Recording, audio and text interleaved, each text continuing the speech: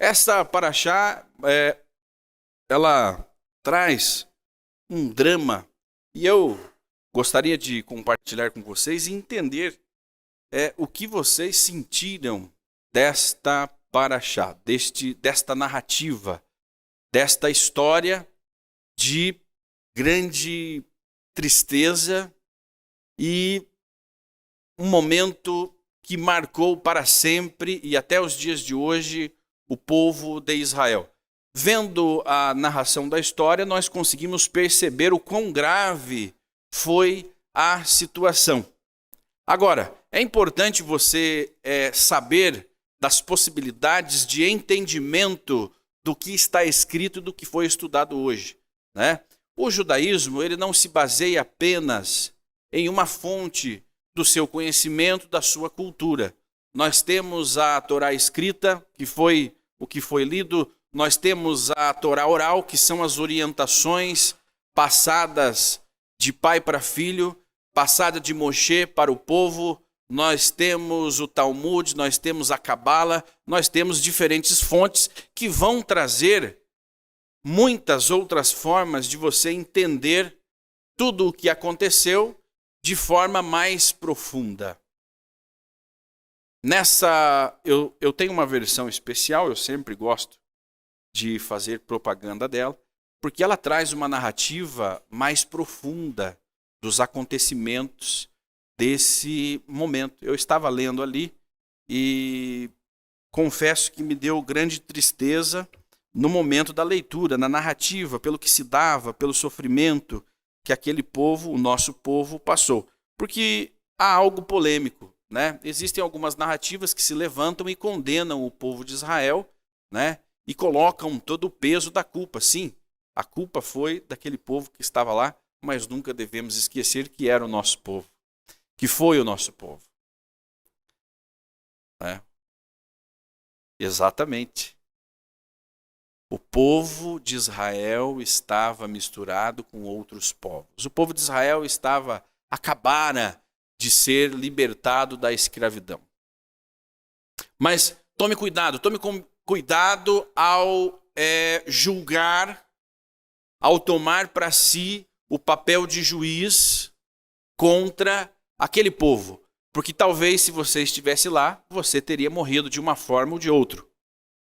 Algumas pessoas, naquele momento, foram mortas, aqueles que pecaram, aqueles que estavam mais ativamente na construção do bezerro e na adoração do bezerro, foram mortos a espadas.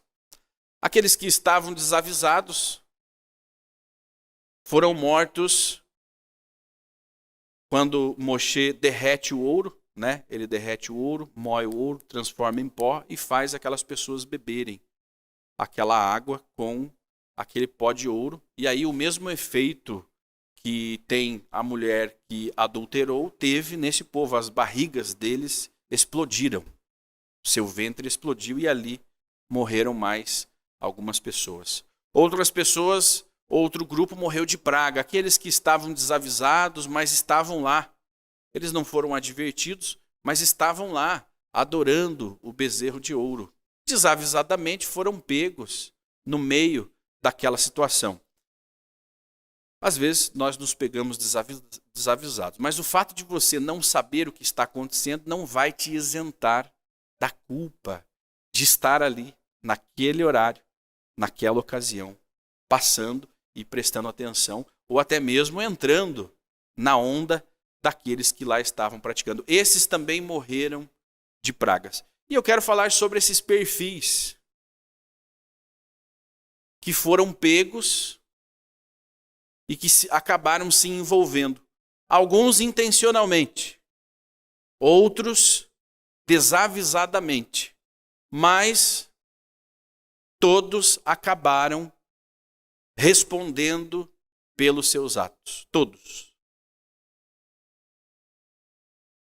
Teve uma classe de pessoas que não sabiam, que não participaram, mas que mesmo assim foram punidos porque poderiam ter impedido aqueles que estavam fazendo e nada fizeram. Até estes foram cobrados. Aquele que passava na rua via algo errado acontecendo e diz: não vou me envolver. Deste foi cobrado.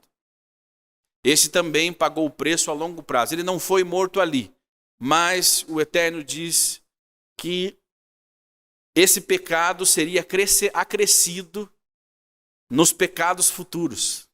Ou seja, a sua cota de desobediência, ela teria já, ou seja, você começa no jogo, para quem joga, né?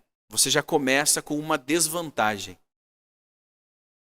E eu quero ler com vocês isso. O pacto que seria entregue ao povo neste momento, ele se assemelha a Ketubá, a um contrato de casamento entre o Criador e o seu povo, o povo escolhido, o povo do pacto. Então há uma diferença. Infelizmente, ou felizmente, isso é uma determinação divina, nem todos os povos seriam os povos de Deus, aqueles que teriam o pacto. Deus já havia ofertado esse casamento a outros povos, já havia dado a oportunidade a outras gerações, mas nenhuma teve interesse. Os israelitas, quando se apresentaram a Deus, aceitaram a proposta e assinaram.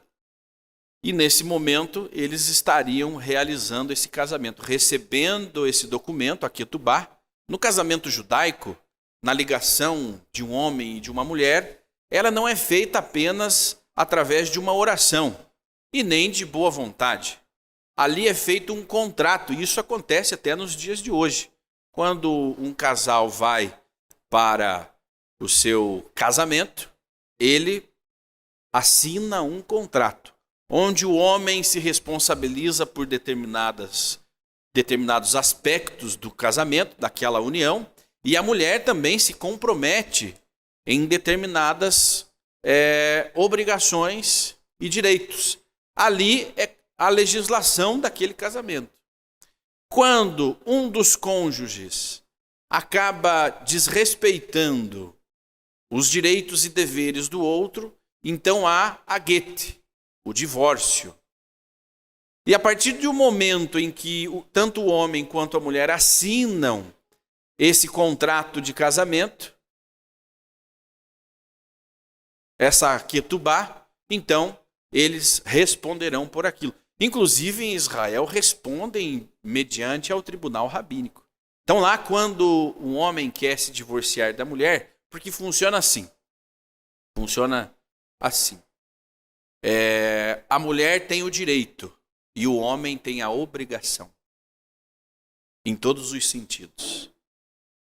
E eles se complementam com as suas personalidades, com as suas, com tudo que há dentro de um do outro, eles se complementam, o homem com a obrigação e a mulher com os direitos. A mulher também não tem obrigações? Tem, mas ela tem direitos. Então, por exemplo, o casal não tem filhos e o homem, aí fizeram os exames, o homem pode ter ou a mulher não pode ter, ou vice-versa, né? Se a mulher quiser o divórcio, o homem é obrigado a conceder o divórcio. A mulher, ela não decide se separar, ela diz: eu quero o divórcio, para o tribunal rabínico, obviamente, e o tribunal rabínico diz ao homem, caso constatados os direitos e deveres de cada um, dê o divórcio. O homem é obrigado a dar o divórcio. Geralmente, dentro das comunidades religiosas, que vivem dentro dessa alahá, quando o homem resiste, a comunidade o obriga a dar o divórcio. O obriga. O cerca, o fecha, dê o divórcio. Você tem que dar esse divórcio porque essa relação já não existe mais. Isso, obviamente, não é simples. Isso você tem a tua vida, você que é casado, você tem a tua vida ali julgada por um tribunal. Você poderia não passar por isso, por essa vergonha, por esse constrangimento. Por isso que não é fácil um término de qualquer tipo de relação. A partir do momento que você assume a responsabilidade, e é uma responsabilidade pública. O casamento judaico só é realizado mediante a presença de um minyan, 10 homens judeus com as suas famílias. A comunidade avaliza, esse casal é judeu, este casal está apto para o matrimônio. O homem e a mulher, pela avaliação comunitária, eles estão aptos, eles vão dar conta de um casamento. Então, só existe uma forma de casamento no judaísmo, o casamento com o minyan. O minyan, veja, você depende de outras pessoas para tudo na sua vida. A circuncisão do seu filho também só é realizada na presença de um minyan. A comunidade, ela tem poder sobre a sua vida, porque sozinhos nós não somos nada. Esta tradição, esta lei foi colocada justamente para que você não queira viver sozinho, porque sozinho você não chegará a lugar algum. Para casar, para fazer a brit milá do seu filho, para se divorciar, você deverá ter a autorização de um minyan. Sempre. E Israel se casou. Israel estava noiva. Era um noivado e agora assinaria o contrato de casamento que Moshe estava trazendo do monte, né? Moshe passou 40 dias em jejum, se purificando, para então receber esse contrato. E quando Moshe desce do monte, ele começa a ouvir barulho de música, festa, dança. Num primeiro momento, de repente, ele imaginou que estavam todos esperando o grande momento, porque o casamento judaico é um dia de festa e de música, de alegria, de dança, de regozijo. Quando Moshe chega com o contrato na porta, vamos supor que nós estamos aqui na nossa sinagoga, todos nós aqui cantando, dançando, a música bem alta, e Moshe chega no pé da escada e vê de longe, mas quando ele presta atenção, ele vê algo inusitado no meio do povo, um objeto cintilante. Ele se aproxima mais um pouco, fica claro, é um bezerro.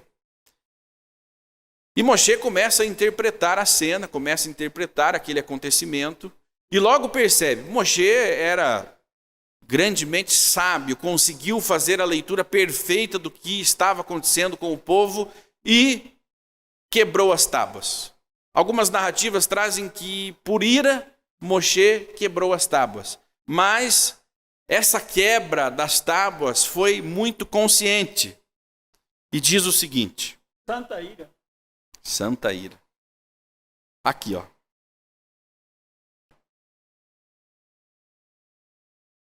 Até o momento em que o povo estava ali dançando com o bezerro, Moshe não se confrontara com toda a gravidade do pecado do povo.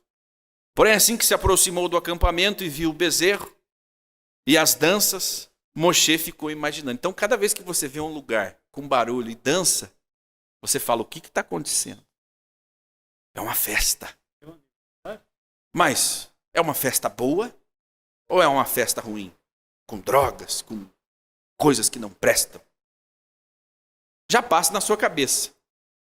Dependendo do estilo, da imagem das pessoas que ali estão, você rapidamente já tira uma conclusão. Então, Moshe ficou indignado. Ele raciocinou. Se servir ídolos inabilita o indivíduo para oferecer o sacrifício de Pêssar, que é apenas uma pequena parte da Torá, certamente o inabilitará também para receber a Torá em sua totalidade. Olha só. E os 10 mandamentos gravados nestas tábuas fazem alusão à Torá inteira. E pensou mais. O povo casou-se com Deus por ocasião da entrega da Torá. Lembra? Nós lemos esse acontecimento há alguns Shabatot para trás, o momento em que o povo recebe a Torá. E as tábuas são como um contrato de casamento, por assim dizer. Tal ato de idolatria é análogo à infidelidade de uma mulher ao seu marido. E o adultério é pecado capital. Para salvar-lhes a vida, destruirei o contrato nupcial e então jogou as tábuas de suas mãos e quebrou-as ao pé do monte. Então, algumas interpretações dos nossos sábios nos trazem que essa ação de Moshe não foi pura e simplesmente uma raiva, mas foi uma ação rápida para tentar poupar a vida do máximo de pessoas possíveis. E quando alguém age assim, ela já sabe do que aquelas pessoas são capazes. Quando você vê o seu filho, quando você vê o seu irmão, o seu marido, a sua esposa, quando você vê as pessoas que estão próximas de você, eu tinha um amigo que dizia assim: eu conheço muito bem o meu time, eu conheço as pessoas que eu estou lidando, eu sei do que elas são capazes. Ou seja, não havia uma surpresa. Moshe em nenhum momento mostrou surpresa. Olha, eu jamais imaginaria que eles fariam isso. Moshe conhecia o coração do seu povo. Moshe sabia, naquele momento, que eles sim, eles são capazes. Já aconteceu algo que você falou, é inacreditável essa situação. Eu jamais imaginaria que essa pessoa faria isso. Lê do engano. As pessoas são capazes de todas as coisas imagináveis e inimagináveis. Tenha maturidade para entender isso. Maturidade emocional. Às vezes a imaturidade, a falta dessa frieza de entender que todas as pessoas são pessoas e não anjos. E até os anjos matam quando são ordenados. Não seja ingênuo, embora nós precisamos de um pouquinho de ingenuidade. Nós precisamos olhar para os nossos irmãos e falar: vamos em frente. Vamos em frente, pega aqui na minha mão. Você pode saber dos problemas do seu irmão. Acontece que tem um detalhe muito importante. Mais uma vez, você não foi colocado por juiz da vida do seu irmão. Existe um equilíbrio entre você conviver com as pessoas que você conhece, sabe dos seus problemas, e você viver julgando. Se você optar por julgar essas pessoas, você terá que viver sozinho. E Moshe não queria viver sozinho, porque Moshe sabia, Moshe poderia muito bem, ali mesmo, pegar a pedra, desviar o caminho, e eterno, fico eu então com esses mandamentos, e a partir de mim vou achar pessoas justas, dignas de servir-te, e juntos nós vamos então formar um novo povo, assim como para frente, em outras situações, o Eterno fez essa proposta a Moshe.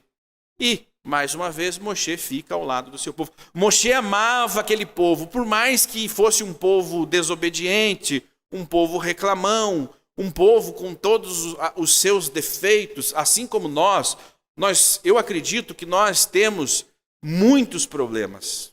Dependendo do perfil, nós temos mais problemas do que resoluções para as coisas.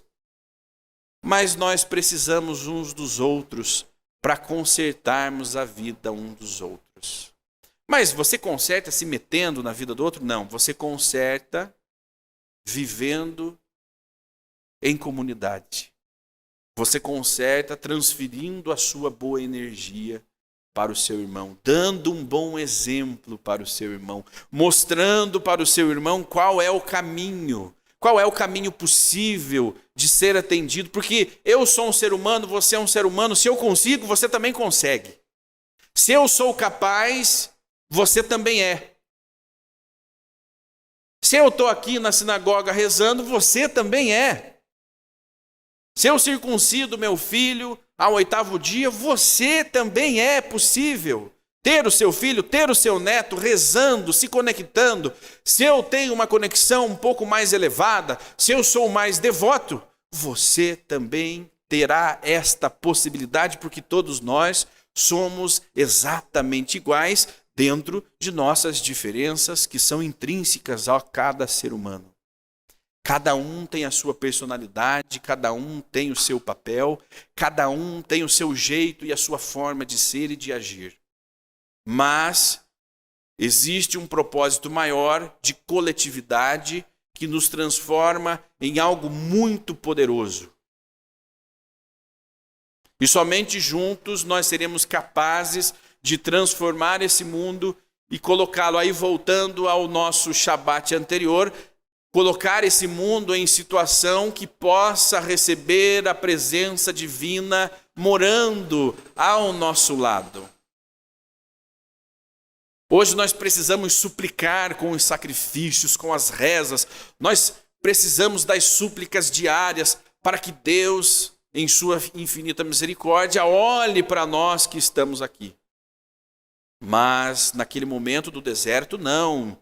Bastava você olhar pela janela e você via a presença de Deus ali, ao lado, do seu lado. Se você esticasse as suas mãos, você sentia a emanação da presença divina.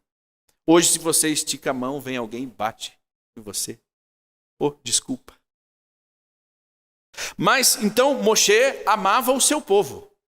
Amava e agiu rapidamente, assim como a mãe faz quando um filho apronta e o pai chega, a mãe... Deixa comigo. Ela oculta muitos problemas. Ela consegue fazer esta mediação. O avô com os netos. Eu lembro que meu avô nos protegia. Nós aprontávamos demais e meu avô sempre nos protegia. Então, quando nós morávamos vizinhos, aprontávamos aqui, corríamos para o lado de cá. Porque aqui o meu avô, aqui você não bate nos meus netos. Depois você resolve isso, mas agora você... Daí depois a mãe já esqueceu, o pai já esqueceu, já, né? Deixa comigo. Fica aqui, meu neto. E Moshe tinha tamanho amor pelo seu povo. E tinha também o seu nome em jogo.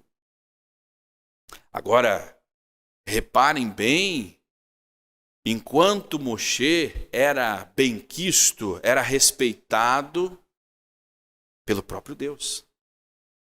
Ele tinha a moral, ele tinha o cacife, ele tinha respaldo, ele tinha lastro para negociar com o próprio Criador.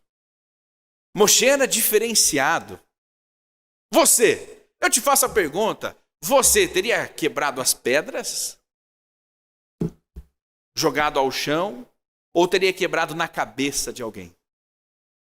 O que nós teríamos feito? Qual era a estratégia que nós adotaríamos? Veja, gente, a vida, ela não é apenas uma existência. Você precisa ter uma estratégia para viver. Você precisa de uma estratégia para se proteger e proteger os seus. Como eu disse, Moshe poderia ter feito como o mau líder faz. Olha, eu falei, eu ensinei. Se fizeram, o problema é deles. Assim como o primeiro homem disse, foi a mulher que tu me destes.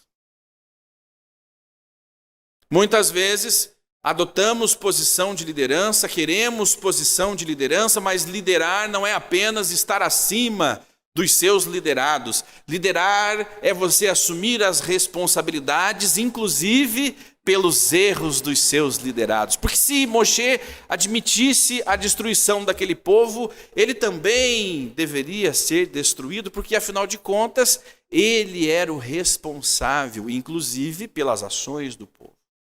Cada vez que um povo erra, cada vez que uma equipe erra, o líder também paga a conta. Se os funcionários de uma empresa forem negligentes, o dono da empresa também pagará a conta. Ele não sairá isento. Ele não será isento do prejuízo. Lê do engano, quando você apenas aponta dedos. O problema é essa equipe que tu me destes. O problema é esse povo que tu me destes. Não, olha a diferença. Olha como Moshe age. Moshe assume a responsabilidade disso. Se for necessário, risque o meu nome do livro da vida. Mas não destrua esse povo. Eu sou responsável. Eu vou dar um jeito.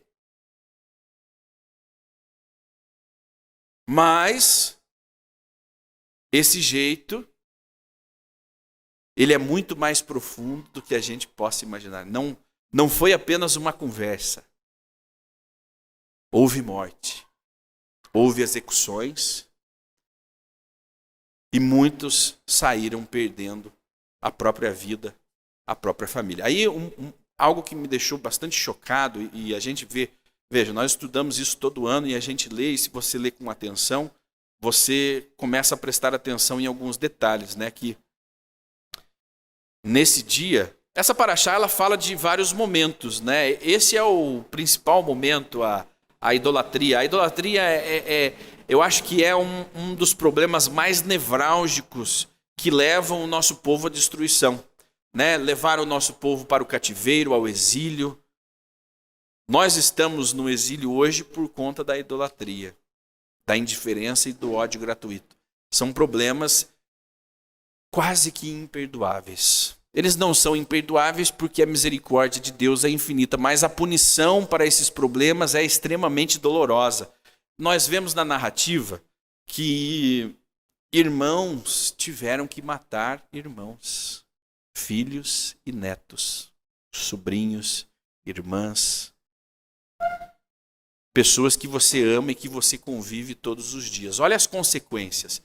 Não era só um problema de Moshe. Moshe teve que dar a ordem. Ok, você quer salvar a maioria? Então, alguém vai pagar o preço.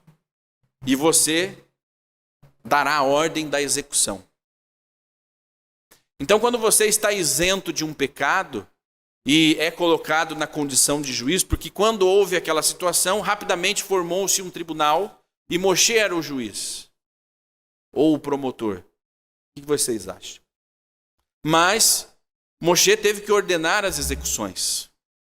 Você pode não ter pecado, mas se você é líder, você tem responsabilidade sobre a vida das pessoas que estão debaixo da sua liderança. Para quem já foi supervisor, gerente, quantas vezes precisa demitir alguém, é você que vai demitir. Hoje existe o RH que protege as lideranças. Mas você tem que saber a dor que é ter que demitir uma pessoa da sua empresa.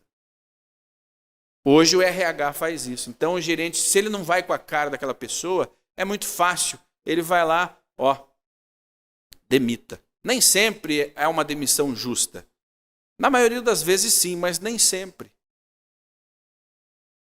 Mas é fácil quando não é você que tem que lançar mão à espada. Quando você apenas dá a ordem, é muito mais fácil. Eu sou empreendedor, tenho funcionários e eu sei como funciona. Quando você tem que chegar para aquele pai de família, para aquela mãe que depende daquilo e dizer, olha, nós vamos romper o nosso contrato. Por isso. Se para você está tudo bem, se você não sente nada, há um problema. Você tem que sentir dor. A dor que você está impondo. E Moshe teve que mandar irmãos assassinarem outros irmãos para fazer justiça. Vamos ler a narrativa? Eu gostaria que na leitura você imaginasse na sua cabeça, você vivendo. Eu espero que um dia saia uma superprodução de Hollywood, né? Um filme, mostrando quanto esses momentos foram terríveis. O povo imediatamente cessou o festejo após a quebra, né? Após a Ketubá ter sido rasgada. Então foi estratégico. Moshe rasgou, quebrou por estratégia. Porque a partir do momento que houvesse a assinatura da Ketubá, não tinha mais volta. O povo todo teria que morrer. Assim ele conseguiria salvar parte daquele povo. O povo imediatamente cessou o festejo, prosseguindo na analogia com o adultério. Um tribunal só pode executar uma adúltera se o ato houver sido testemunhado ou precedido por um aviso legal. Esse momento que Israel viveu, ele é comparado a uma traição de uma esposa ao seu marido. Por isso que nós dizemos que Israel é a noiva. Porque houve um casamento, houve um noivado. Quando o marido apenas suspeita da sua mulher, que a sua mulher lhe tenha sido infiel, mas não tem prova, ele pode, por certas circunstâncias, submetê-la a uma forma de interrogatório. Com base nesse paralelo, Deus mandou Moshe julgar o povo por infidelidade. Contudo, naquela época, a analogia só podia ser aplicada aos israelitas natos ou aos naturais, com a condição da multidão misturada que Moshe convertera por iniciativa própria estava pendente. Seus membros, por não serem ainda considerados plenamente conversos, não estavam de todo casados. Aí há essa questão da mistura. Quando o povo saiu do Egito, muitos outros povos, vendo os milagres, vendo a grandiosidade, não, eu quero estar nesse casamento. Veja, é um problema quando há um terceiro, um quarto, um quinto dentro do casamento, dentro de uma relação. Você terá problemas. Tá. Logo, no que diz respeito ao julgamento e punição dos que tinham adorado o bezerro de ouro, havia 4 categorias de pessoas. Que são essas 4 categorias que eu gostaria de me ater com vocês. Em qual delas você se encaixa? Os que haviam... Primeira categoria. Os que haviam sido legalmente advertidos e vistos no ato. Esses foram julgados pelo tribunal e executados. Então você é avisado, não faça. Não faça. Não se envolva. Não vá, não, mas eu vou falar, não vá. Não, mas eu vou, não vá. Seu pai, sua mãe, seu marido, sua esposa, não se meta nisso. Não se envolva nesse negócio. Não ande com estas pessoas. Não vá naquele lugar. Não, eu vou.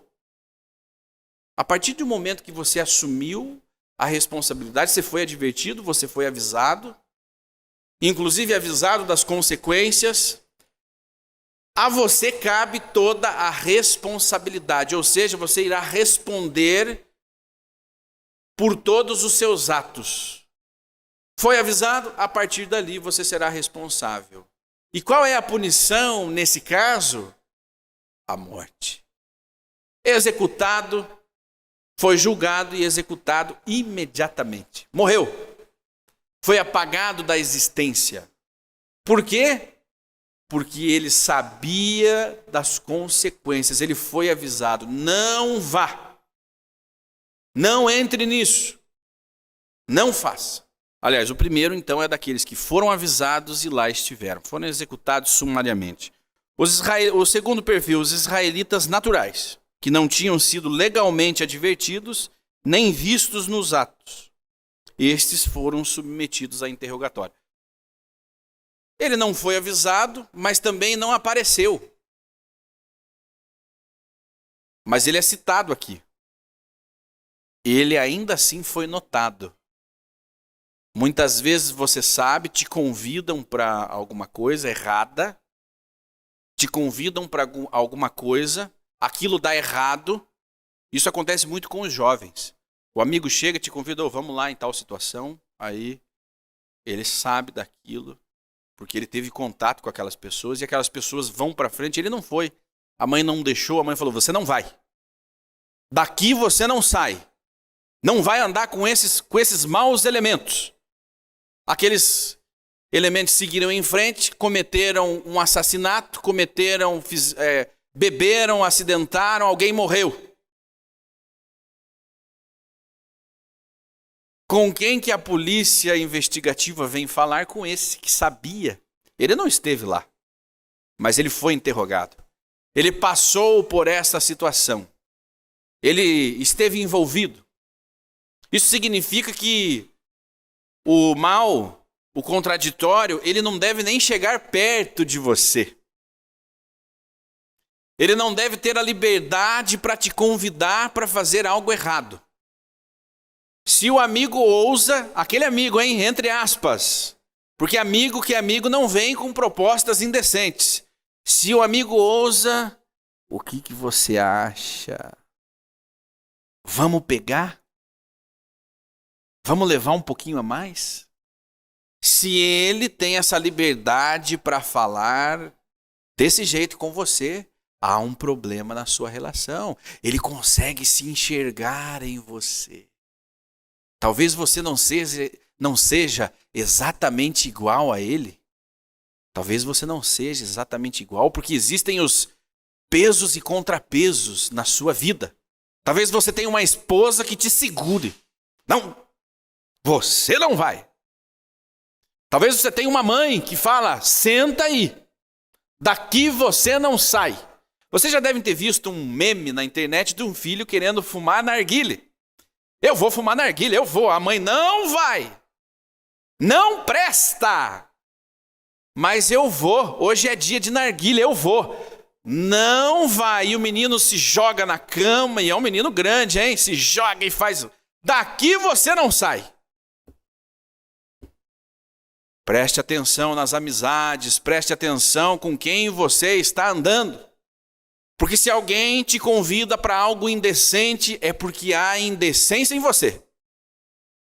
Ele sentiu o conforto de chegar e dizer. Porque se em algum momento ele imaginasse que você não admite esse tipo de coisa, ele não arriscaria.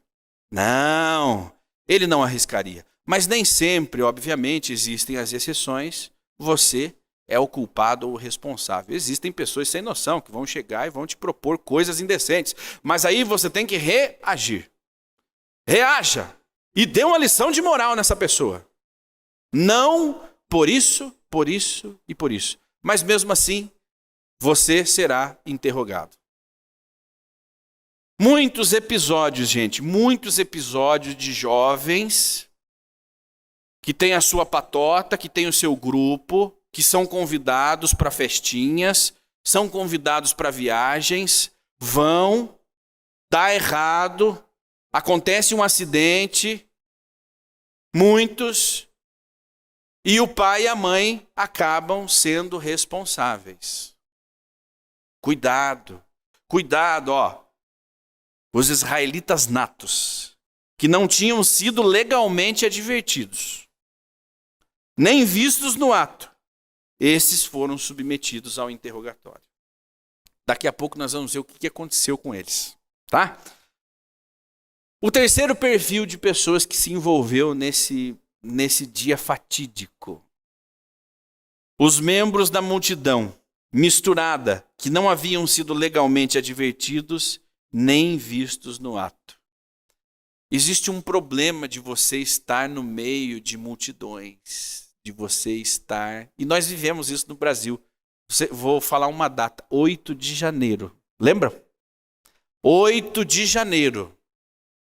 Estavam na multidão, não sabiam o que ia acontecer, foram pegos, presos, julgados e estão sendo condenados. Mas eles não sabiam que haveria uma quebração, uma quebradeira, um vandalismo. Eles não sabiam que prédios seriam envolvidos. Eles não sabiam, eles foram lá para manifestar os seus direitos, por amor à democracia. A sua intenção no coração era legítima. Existe um perfil de pessoa também que não pode ver uma fila, não pode ver uma movimentação de pessoas. Ela quer chegar e ela quer descobrir o que está acontecendo ali. A curiosidade matou o gato, dizem os sábios populares. A curiosidade matou o gato. Se você chegou no momento em que havia uma reunião, uma multidão de pessoas e ali você foi se intrometer, um acidente, certo dia alguém tinha um acidente, um bolo de pessoas, e alguém falou, curioso, uma pessoa muito curiosa, na rua, na beira da rodovia tinha um acidente, e ele, para chegar até o acidente, eu sou parente da vítima, eu sou parente da vítima, eu sou parente da vítima, eu sou parente da vítima. Chegou lá, era um burro que tinha sido atropelado. Ok. Multidão, cuidado em andar com a maioria. Nem sempre a maioria está fazendo algo útil. Agora, tirando a nossa analogia do dia 8 de janeiro, deixando ela para cá, porque as pessoas que lá estavam tinham uma legitimidade. Tinham. Mas no meio daquela multidão, tinham aqueles prontos para construir o bezerro de ouro e botar tudo a perder. E foi grave. Já morreram, estão sendo presos, estão sendo condenados, porque lá estavam. Eu tenho um amigo, uma pessoa muito conhecida nossa, que foi Foi lá. E teve que fugir pelo meio do mato, para fugir dos policiais, dos militares que estavam atrás das pessoas que lá. E levou a esposa. Ele foi e levou a esposa. Fugiram no meio do mato, atravessaram o rio, tiveram que nadar. A viagem era para durar um dia. Eles ficaram 4 dias viajando e se escondendo, trocando de condução, trocando de ônibus, pegando carona para conseguir voltar. Olha só. Nem sempre, gente, você precisa analisar, você precisa ter cuidado quando vai se envolver em qualquer ato. É preciso coragem e legitimidade. Veja que um ato público é um momento extremo da sociedade. Vá consciente. Vá. É um papel nosso. Nós temos que defender a liberdade, mas vá consciente. Fique atento. Não ande com pessoas que não são o seu perfil. Muitos vão para quebrar. Você pode não ir para quebrar, você pode ir para se manifestar legitimamente, mas se você andar com as pessoas que vão para quebrar, você vai responder junto com elas. O quarto perfil de pessoas que se envolveram nesse dia tão fatídico, veja, os que não tinham sido legalmente advertidos, mas haviam sido vistos no ato. Ele não sabia. Ele era um desinformado. Ninguém vê. Nunca ninguém vê, nunca ninguém encontra, manda mensagem no WhatsApp, ele não lê, ele não dá resposta, ele não tem e-mail, ele na rede social é desaparecido, só posta meme, e você não consegue ter uma comunicação clara com essa pessoa. Mas aí no dia que deu errado, ele estava lá. Que desastre! No dia que você não deveria ir, no dia que você nem deveria ter estado lá, você aparece. Você já chegou em algumas situações que a reunião era para trabalhar e não para comer? Aí a gente fica meio constrangido e, né? Puxa vida, eu vou na casa do fulano. Ok, não se comunicou, vou sem avisar. Chega lá, o fulano está levantando uma parede, batendo massa e... Mas nesse caso não era isso, nesse caso era idolatria. Ele não sabia, mas foi. Estava no meio da multidão. Não, eu não concordo, eu não faço parte, mas eu vou. Qual é o sentido disso? Qual é o sentido? É falta de estratégia na vida. Você se envolver com algo que não é seu. Não, tudo bem, eu não estou nem sabendo, eu vou lá no centro da cidade, hoje vai ter uma festa lá, eu vou lá. Mas qual é o sentido? Qual é o objetivo? Você terá responsabilidade. Vocês lembram da Boate Kiss que pegou fogo até hoje? Não concluíram aquele julgamento. Agora foi adiado, ninguém será responsabilizado. Os que foram os mais frágeis. Os poderosos responsáveis nunca vão responder. Mas aquele dia as pessoas não sabiam que poderia pegar fogo lá. Não sabiam, os jovens não sabiam, não tinham ideia, não foram advertidos, mas foram e morreram. Foram e morreram. Pagaram o preço da ignorância, o preço de não saber. Eu não sabia, não significa que você não vai responder. Eu não sabia que era errado, não significa que você não vai responder. Olha, eu não sabia que não podia dirigir alcoolizado, não significa que você não vai responder. Vai pagar o preço. Infelizmente, às vezes você se sente inocente, mas a sua culpa era de não saber. Estude, busque, se informe, esteja ligado. O que é permitido, o que não é, o que eu posso, até onde eu posso ir, por quê? Qual é a sua estratégia em estar envolvido nesta situação?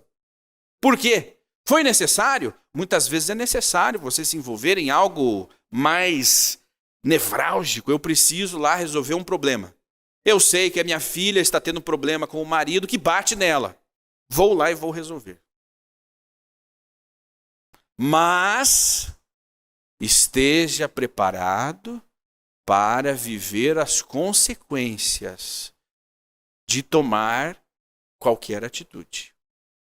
Fui falar com a pessoa, ela me tratou mal. O problema é seu. O problema é seu. Você teve coragem de ir? Agora tenha coragem de engolir o desaforo. Fui aconselhar minha amiga, me deu uma patada. O problema é seu. Ela não pediu o seu conselho. Foi, agora aguenta. Foi, agora aguenta. Então aqui nós vimos os 4 perfis de pessoas que se envolveram. Os que sabiam, os que não sabiam. Os que não foram. Os que foram e que não sabiam. E os que sabiam e foram e fizeram. Todos estes responderam.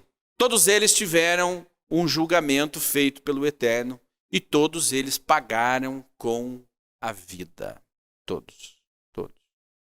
Todos pagaram. Agora, um comentário. Não existia meio legal de julgar ou executar os pertencentes às 2 últimas categorias, que é os que foram na multidão e os que tinham sido legalmente advertidos. Veja só algo muito interessante aqui na Torá, né? Não existia meio legal de julgar ou executar os pertencentes às 2 últimas categorias, de modo que Deus planejou puni-los ele mesmo. Bom, como não há uma legislação, então eu farei. Como será exposto adiante? Ok. Moisés tentou convencê-lo a perdoar esses indivíduos. Perdoar o que foi porque não sabia e o que viu a multidão e entrou lá desavisadamente. Moisés intercedeu. Veja, eles não sabem o que fazem.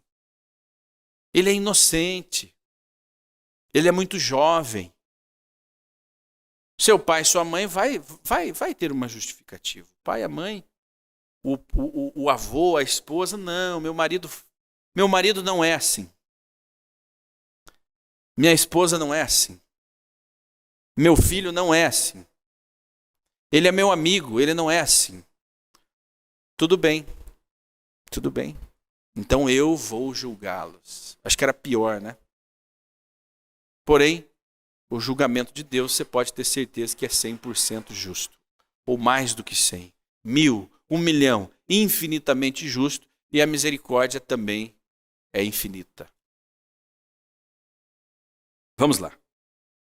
Aí Moisés estabeleceu um tribunal para julgar estas 4 categorias de pessoas. Ok? Moisés estabeleceu um tribunal para julgar os que tinham sido legalmente advertidos e vistos praticando. Então você foi avisado e foi visto. Ok, então agora você venha que nós vamos te julgar. No decurso dos procedimentos judiciais, tomou conhecimento do papel de Arão no caso. Moshe disse então a Arão: o que este povo te fez para forçar-te a aquecer os seus pedidos e assim trazeres um pecado tão grave sobre ele? Eu gostaria até que vocês comentassem, que você que está aí comentasse, por que Arão não morreu nesse dia? Porque ele era irmão de Moshe?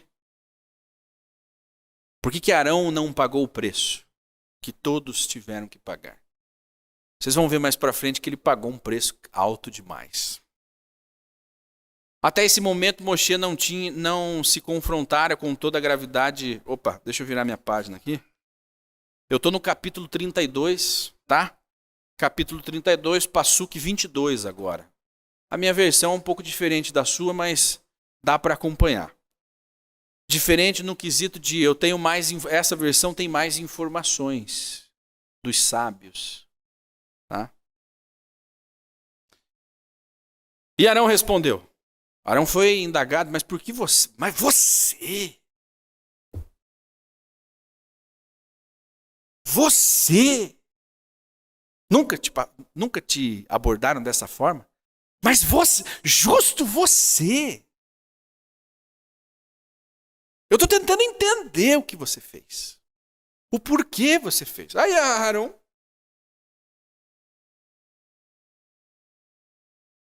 que meu Senhor não se indigne com o povo. Sabe-os que o povo é inclinado a fazer o mal. Arão começou já com uma argumentação muito forte, muito verdadeira. Quando o Eterno tirou o povo do Egito, ele conhecia o coração de todas as pessoas que ele tirou de lá. Então, o que Arão traz aqui é, poxa, que o Eterno tenha misericórdia de todos, mas ele sempre soube do que eles eram capazes. São céticos, sempre duvidando da capacidade de Deus de provê-los. Como tu não apareceste quando pensavam que virias, não acreditaram que Deus lhe daria um substituto. Aquele momento era um povo que não tinha muita paciência, como nós podemos observar, e nós não temos paciência alguma para conseguir o que nós queremos. Nós não temos. 6 horas de diferença, né? Nós não temos paciência alguma. Você quer, eu vou resolver, é agora. Eu resolvo, é agora. Aí Arão também intercedendo pelo povo. Como você não apareceu, nós jantamos sem você. Como você não apareceu, nós fizemos a festa assim mesmo. Vamos fazer a festa? Não, pera aí. Pera um pouquinho. Vamos fazer uma festa? Espera um momento, deixa eu falar aqui com o nosso patrão, o nosso chefe, o nosso pai. Deixa eu falar com a minha esposa, deixa eu falar com o meu esposo. Não, vamos fazer. Vamos sair. Vamos lá em tal lugar. Calma. Não. Se você não vai, nós vamos. Assim disseram-me. Assim o povo disse a Arão: faze-nos um líder que nos guie, porque esse homem, Moshe, que nos fez subir do Egito, não sabemos o que lhe sucedeu. Ele está ausente. Sente que, por mais inofensivo que parecesse, esse pedido poderia facilmente tomar uma direção errada. Eu lhes disse: quem tem ouro? Pensando que hesitariam a desfazer de suas joias, e eu poderia delongar a situação. Então Arão, ele achou que poderia enrolar o povo, mas o povo estava decidido a fazer alguma coisa. Ele pediu ouro, que é mais que isto a alguém, a sua riqueza, né? Me dê seu ouro, me dê suas riquezas. Não, peraí então. Peraí, vamos pensar. Não, está aqui. O povo imediatamente entregou e seguiu em frente com o plano. Moshe viu que o povo estava exposto ao ridículo, pois, fazendo bezerro, Arão expulsara publicamente seus defeitos latentes. Expusera, né? Arão expôs publicamente seus defeitos latentes, tornando-o objeto de descrédito entre os seus adversários. Né? Então, se sucede o julgamento, né? Arão foi inquirido, ele foi ouvido, ele deu a sua justificativa, ele foi pressionado.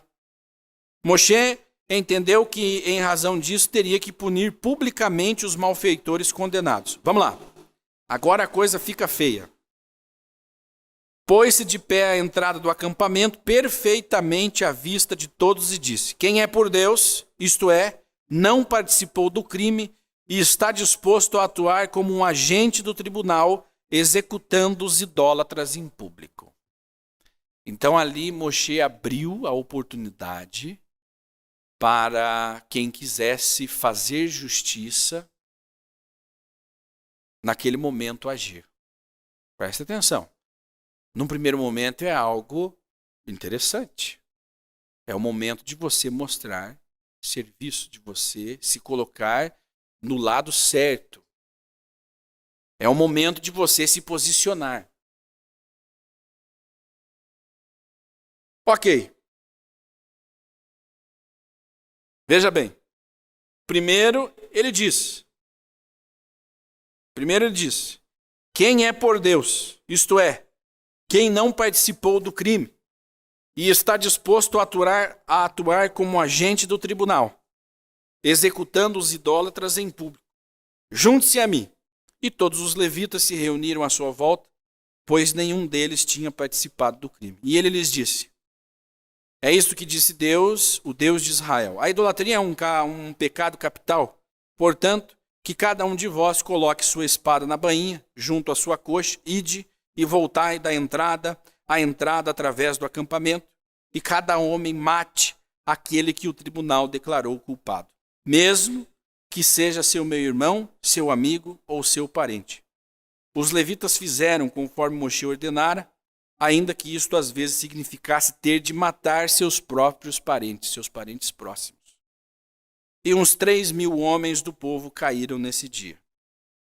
Enquanto os levitas executavam os culpados, Moshe disse: Até agora, os ritos sacerdotais eram realizados pelos primogênitos, porém, visto que alguns deles cometeram o pecado da idolatria, traindo a honra que lhes era concedido, os primogênitos com grupos já não são dignos desse privilégio. Por outro lado, vos provastes que sois dignos, não pertencentes do pecado, nem hesitantes em executar os culpados. Portanto, sede hoje empossados no serviço a Deus.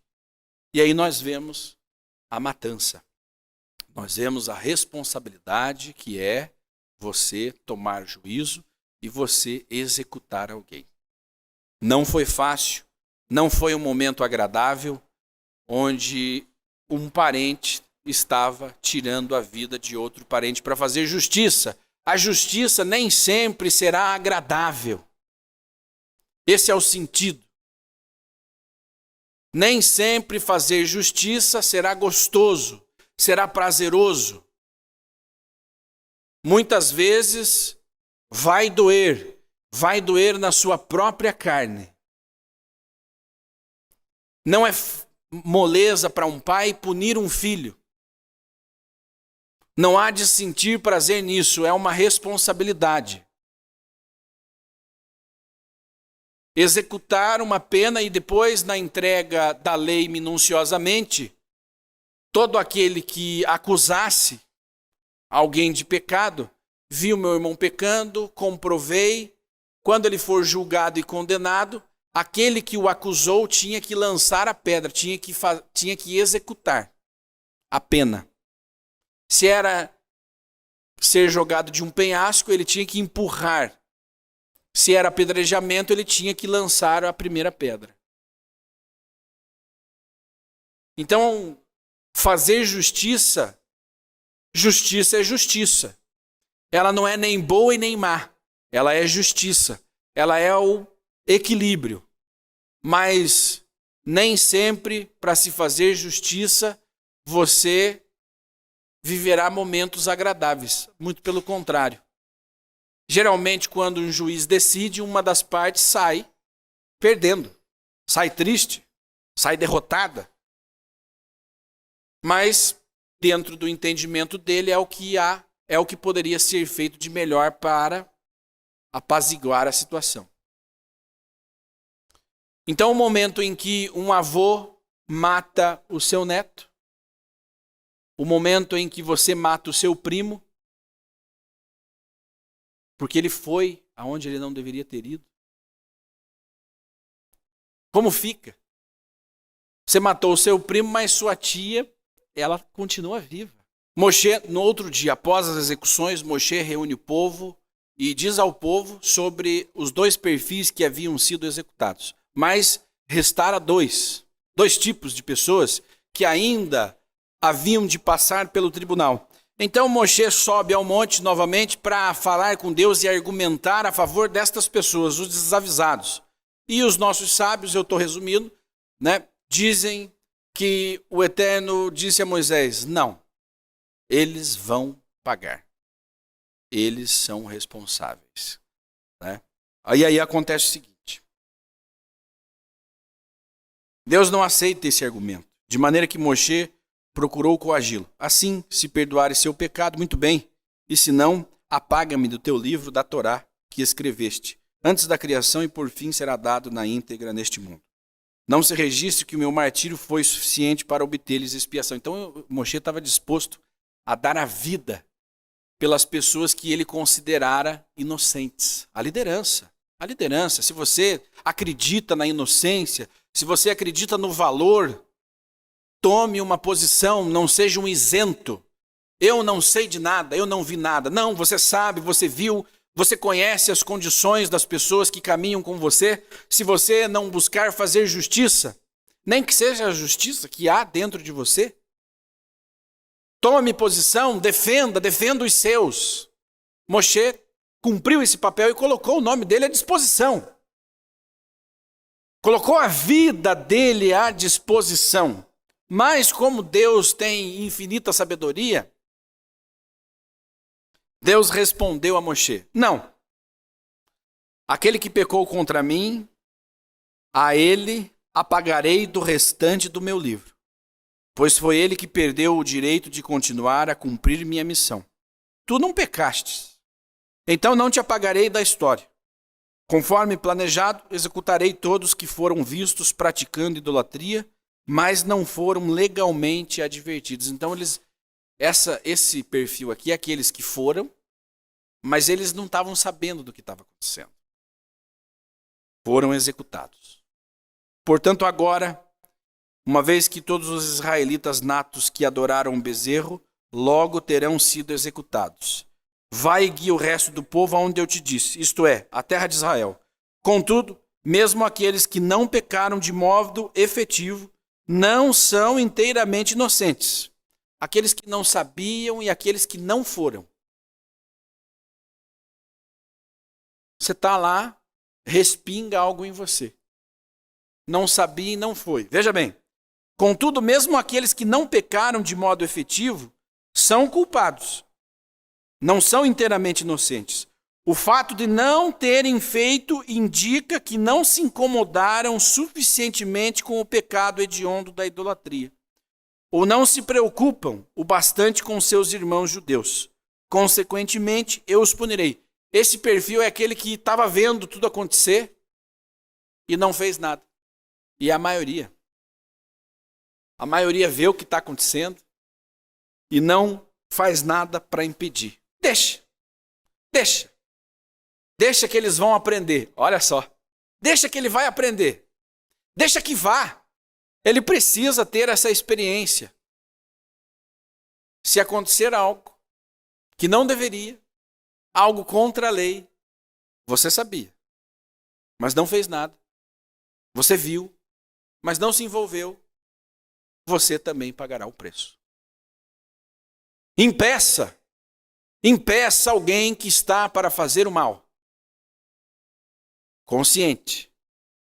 Tenha consciência se você aguenta. Posso? Tenho força para impedir? Consigo impedir? Se o teu poder estar em falar, fale. É óbvio, você tem que estar responsável e aguentar a consequência de falar, não se meta. Cuide da sua vida. Mas você diz, não faça. Não faça. E aí aconteceu o seguinte. O fato de não terem feito indica que não se incomodaram. Consequentemente, eu os punirei de duas formas. Olha só. O isento, aquele que não quer se envolver, ele foi punido de duas formas. Os que se envolveram morreram. Acabou. Acabou para eles. Acabou, foram riscados, eles não sentem mais dor, não tem... Acabou. Foram exterminados, foram apagados. Problema resolvido. E para quem fica? E para quem fica? Para o seu pai, para sua mãe, você é um drogado, consome tudo que não presta. Vou pagar, eu sou mesmo. Eu quero é morrer. Não faz sentido mais estar vivo. Ok, e para quem fica? O pai e a mãe que ficam. A esposa, os filhos. Eu os punirei de duas formas. De agora em diante não os guiarei diretamente. Ou seja, Deus se afastou. Você já não tem mais a presença divina como tinha antes. Agora é o meu anjo que irá à sua frente, quando os guiares. Ademais, embora tal falha não justifique que sejam mortos imediatamente, ou seja, você não vai morrer agora. Acrescentarei esse demérito sempre que os punir por qualquer outro pecado que cometerem no futuro. Assim, no dia do meu ajuste de contas, referente a esses pecados, lançarei na conta deles o seu pecado no episódio do bezerro. Isso, até hoje, nós somos responsáveis. Até hoje, isso está na nossa conta. Não tem como você... Aí você sobe na Bimar, você pega o microfone e fala, povo de dura... Ontem um amigo desavisado dizia, mas aquele povo era teimoso. Falando para mim. Aquele povo era teimoso. Aquele povo era isso. Eu falei, olha, fica quieto, cara. Fecha o teu bico, que você não sabe do que você está falando. Você não estava lá. Nem judeu você é. Nem judeu você é para falar. É uma fala antissemita.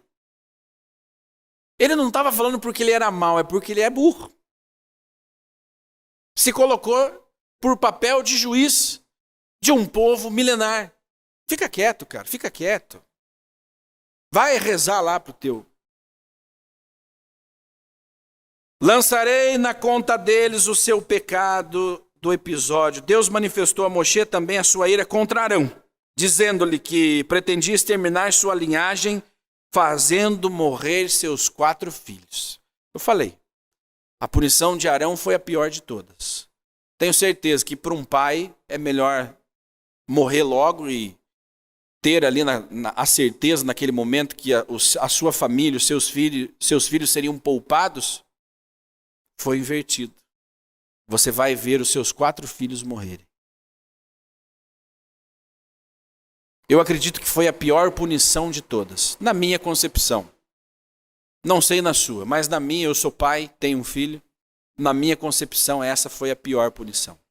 Você fez isso, irmão, você não vai morrer, mas seu filho vai. Pensa, já imaginou? Já imaginou a responsabilidade que Arão teve sobre o que aconteceu? Ele teve que presenciar, e mais para frente nós vimos, ele presenciou a morte de 2 dos seus 4 filhos. Aí nós já vamos entender por que foi 2. Moshe rezou por Arão. Veja, Arão ainda teve sorte. Moshe rezou por Arão e conseguiu reduzir a pena pela metade. Portanto, quando o tabernáculo for inaugurado, nós vamos ver isso para frente, Deus matou os 2 filhos mais velhos de Arão, Nadav e Avihu, que de qualquer forma, de qualquer maneira, já haviam incorrido em pena de morte. Nessa ocasião, ficaram ainda mais sujeitos a ela por outras razões. Então, Arão, às vezes você se pega numa situação que você fala, eu não tenho nada a ver com isso, olha. Eu não tenho nada a ver com isso. Num primeiro momento você fala, olha, não vai acontecer nada comigo. Veja. Eu estive ali, fiz parte, mas de alguma forma não fui julgado, eu fui poupado, nós sabemos. Arão foi pressionado, mas pagou um alto preço. As consequências para um pai perder os seus filhos de forma tão avassaladora. E é assim, né? Foi emitido o decreto que os filhos morreriam, mas não aconteceu imediatamente. Não aconteceu. Imagina você ter um decreto, seu filho vai morrer, e você ter que conviver com aquilo sem saber quando seria. Você fez, você vai ser responsabilizado, seu filho vai morrer. E o pai ter que trabalhar, fazer o ofício sagrado, seguir a vida, sabendo que ele seria responsabilizado com a vida dos filhos. Juan Pablo. Arão não pôde chorar Não. pela morte dos filhos. Não pode. Essa foi também uma privação que ele teve. Outra foi que ele não entrou na terra prometida. Não. Não entrou na terra, teve os filhos mortos e ainda não pôde chorar pela morte dos filhos. Você está proibido, engole o choro. Engole o choro. Quanto mais próximo você tiver de Deus, quanto mais próximo você viver do poder, da concentração de poder, maior será a reação quando algo der errado. Na explosão de uma bomba, ela vai sendo mais eficiente de acordo com a proximidade. Quem está ao lado, ele derrete, ele deixa de existir na mesma hora. E conforme vai aumentando a distância, você sofre uma queimadura, você perde a visão, você é jogado, você recebe o impacto daquela explosão, mas você não deixa de ser atingido. Agora, quanto mais próximo do epicentro daquela explosão, daquela energia, mais ferido você sairá. Então as responsabilidades são poder, energia acumulada.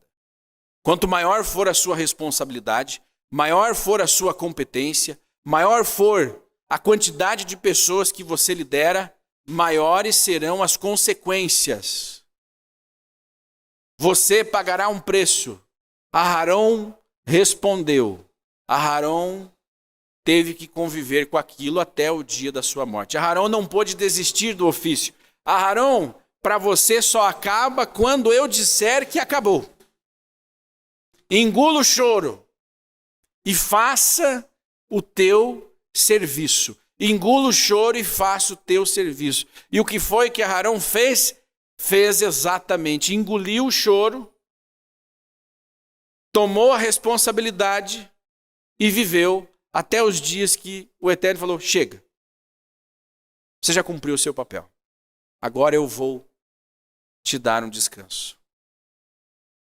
Então, gente, para nós fecharmos aqui a nossa conversa de hoje, e aqui vai longe a história, vai longe. Nós tivemos nessa paraxá o Shabat, a importância do Shabat, que numa próxima oportunidade nós vamos falar sobre isso, a importância desse dia sagrado de descanso, mas que esse dia de hoje, que essa paraxá, que esse momento especial que nós tivemos de tristeza, porque você, a partir do momento que assume a responsabilidade com qualquer pessoa, você responderá por isso até o final. E quando a responsabilidade é com Deus, você responderá até o final. Agora, você escolhe em qual destas posições você quer estar. Não existe nenhum perfil, não existe nenhum tipo de pessoas envolvidas com o povo de Israel que não sejam responsabilizadas pelo que fazem. Você viveu isso, aconteceu algo, hoje não houve repercussão, mas daqui a 10 anos há uma repercussão. Daqui a 20, daqui a 30, daqui a 40, as consequências virão. As consequências virão para todos nós. Agora, tenha coragem. Tenha coragem e enfrente as suas responsabilidades. Seja honrado. Seja honrado. Não seja pego desprevenido. Tenha estratégia na sua vida.